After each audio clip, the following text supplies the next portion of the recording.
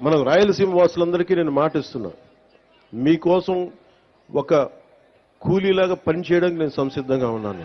మీకు కష్టం వస్తే నేను ఆ రోజున అన్నమయ్య పింఛాడాం తెగిపోతే ఆ రోజు నేను ఎంత బాధపడ్డానో తెలిసి డ్యామ్ తెగుతుందని తెలిసి కూడా ఇసుక కోసం అంతమంది అన్ని పశువులు అంత ఆస్తి నష్టం, అన్ని ప్రాణాలు పోయారు. జస్ట్ ఇసుక కోసం తెలిసి కూడా ఇసుక తవ్వుకోవడం కోసం డ్యాము నిండిపోతుంది, తెగుతుంది, కట్ట తెగుతుందని కూడా వదిలేశారు.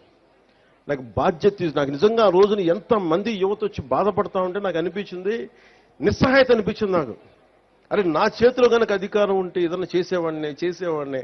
నేనైతే ఒక పార్టీ నాయకుడిగా మాట్లాడగలను, వేదన పడగలను, పోరాటం చేయగలను, కానీ చేతిలో శక్తి లేదే అని నిజంగా ఆ రోజు నేను భగవంతుని ప్రార్థిస్తే ఆ ప్రార్థనే మీ వల్ల ఈరోజు నేను డిప్యూటీ సీఎంగా మీ ముందు నుంచున్నాను. ఈరోజు ఏదో నాకు